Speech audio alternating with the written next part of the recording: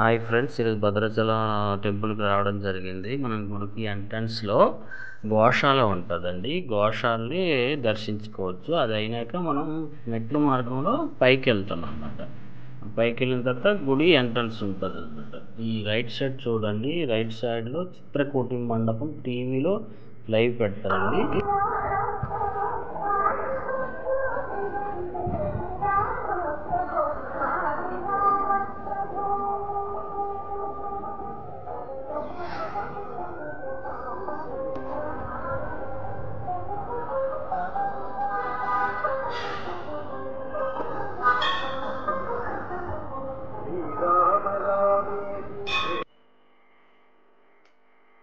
గుడి లోపలికి phones not allowed అండి, అందుకనే బయట నుంచి ఇలా తీస్తున్నా అండి.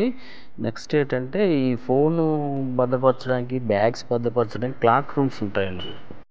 రాముల వారు దర్శనం అయినాక ఎవరైనా దంపతులు నిత్య కళ్యాణం జరిపించుకోవాలనుకుంటే 1000 రూపాయలు కట్టి నిత్య కళ్యాణం జరిపించుకోవచ్చు.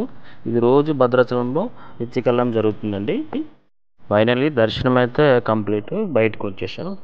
ప్రజెంట్ ఏంటంటే అన్సీజన్లో ఉందండి, మాకు 40 మినిట్స్లో దర్శనం అయిపోయింది. ఎవరైనా రావాలనుకునేటప్పుడు సీజన్లో వస్తే చాలా క్రౌడ్ ఉంటుందండి. ఆ దర్శనానికి 4-5 అవర్స్ పడుతుందంట. సో సీజన్లో వచ్చేటప్పుడు అయితే మీరు ముందుగానే దర్శన టికెట్స్, రూమ్స్ బుక్ చేసుకొని రావాల్సి వస్తుందండి. అన్సీజన్ ఉండడం బట్టి ఇది ఖాళీగా కనిపిస్తుంది. ఇది దూర ప్రాంతం నుండి వచ్చేట వాళ్ళకైతే రూమ్స్ అయితే అవైలబుల్గా ఇక్కడ దొరుకుతాయి. రాముల గుడి పక్కన శివాలయం కూడా ఉంటుందండి. గుడి పక్కన ఇలా షాప్స్ ఉంటాయండి. మనం ఏమైనా కొనుక్కోవాలంటే కొనుక్కోవచ్చు.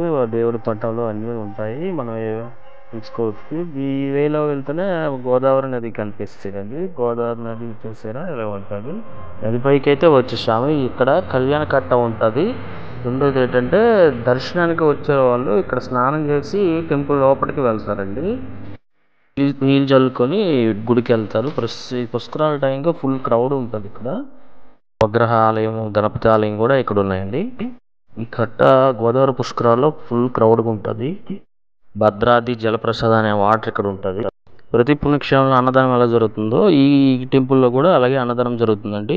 అన్నదానంకి వెళ్ళాలనుకుంటే ముందుగానే మనం టికెట్స్ తీసుకోవాలి. అది మనం స్టార్టింగ్లో దర్శనం అయినంబడే మనకి టికెట్స్ ఇస్తారు ఎదురుగానే.